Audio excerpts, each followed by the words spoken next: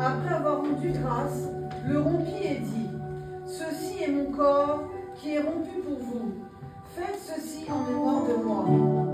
De même, après avoir soupé, il prit la coupe et dit : Cette coupe est la nouvelle alliance en mon sang. Faites ceci en mémoire de moi toutes les fois que vous en boirez. Car toutes les fois que vous mangez ce pain et que vous buvez cette coupe, vous annoncez la mort du Seigneur jusqu'à ce qu'elle revienne, jusqu'à ce qu'il vienne. C'est pourquoi celui qui mangera le pain ou boira la coupe du Seigneur indignement sera coupable envers le corps et le sang du Seigneur. Voulez-vous dire Amen?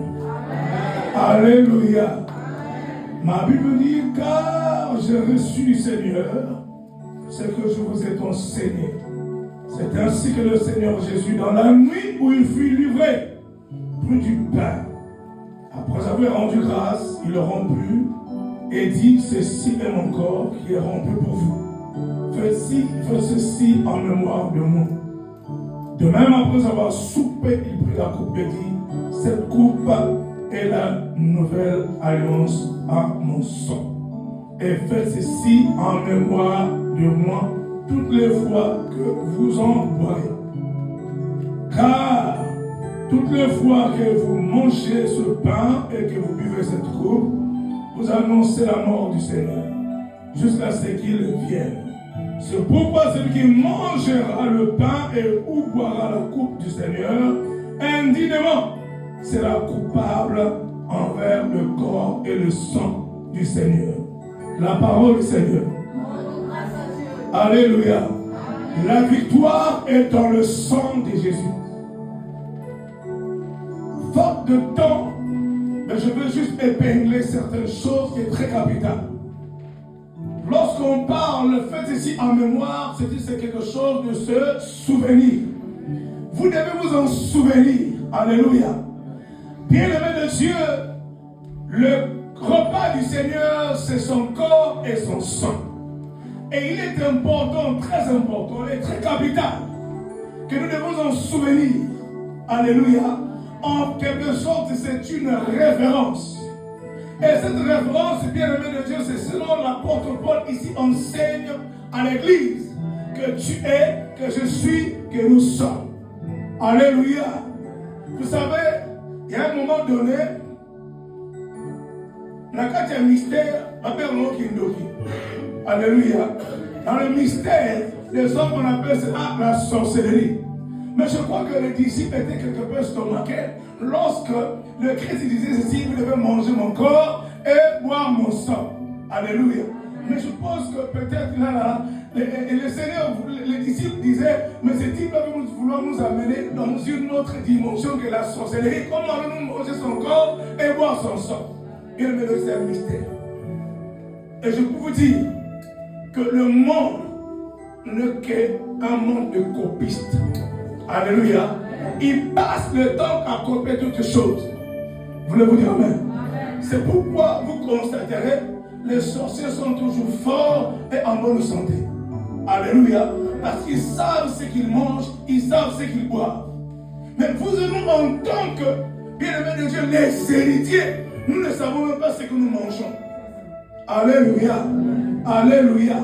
Bien-aimés de Dieu, en fait, qu'est-ce que le Seigneur veut vouloir nous enseigner ici? Lorsque nous entrons dans la dimension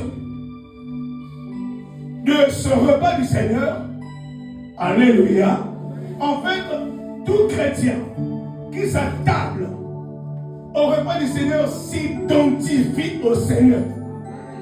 Alléluia. C'est-à-dire que nous proclamons, nous positionnons notre identité en tant que Christ.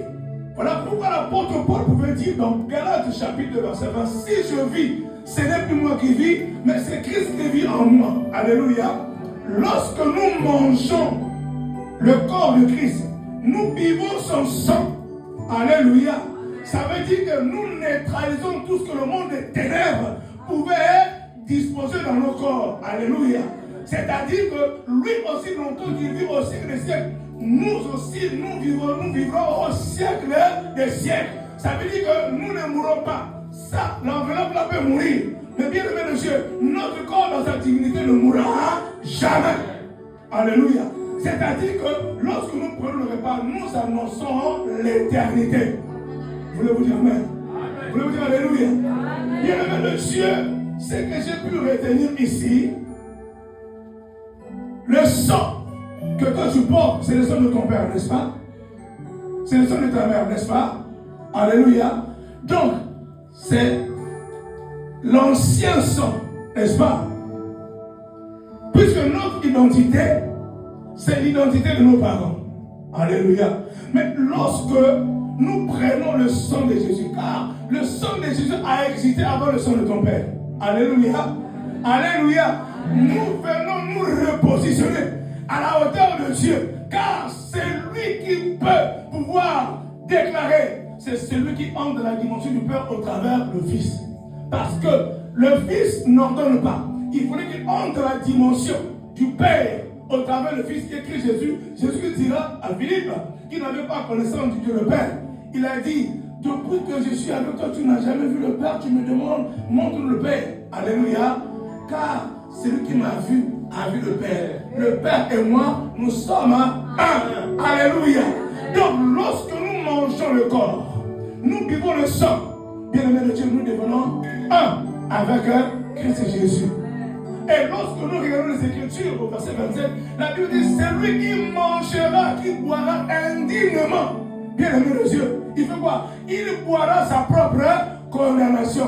Ça veut dire que toi et moi, Dieu nous a justifiés. Alléluia. Il nous a justifiés. La maladie qui est en toi ne pourra en aucun cas supporter la présence du sang et du corps de Christ Jésus. Parce que Christ Jésus, la Bible dit, il s'est fait malade afin que toi tu sois guéri et que tu sois en bonne santé. Il s'est fait pauvre afin que toi tu sois riche. Alléluia. Si en toi il y avait le sang de ton père qui était pauvre, mais en toi la dimension de la consommation du corps et de la consommation du sang qui est le vin. Alléluia. Bien-aimé de Dieu, tu ne peux pas être coupable. Tu rends coupable tous les sorciers. Tu rends coupable tous les maux qui sont en toi. Alléluia. C'est pourquoi, bien-aimé de Dieu, il nous est interdit. C'est une interdiction formelle. Si on ne se sent pas, bien-aimé de Dieu, en bonne relation avec l'Éternel, il ne faut pas manger le corps et boire le sang de Jésus. Tu te rendras coupable. Et c'est pourquoi dans l'église, il y a beaucoup d'infirmités.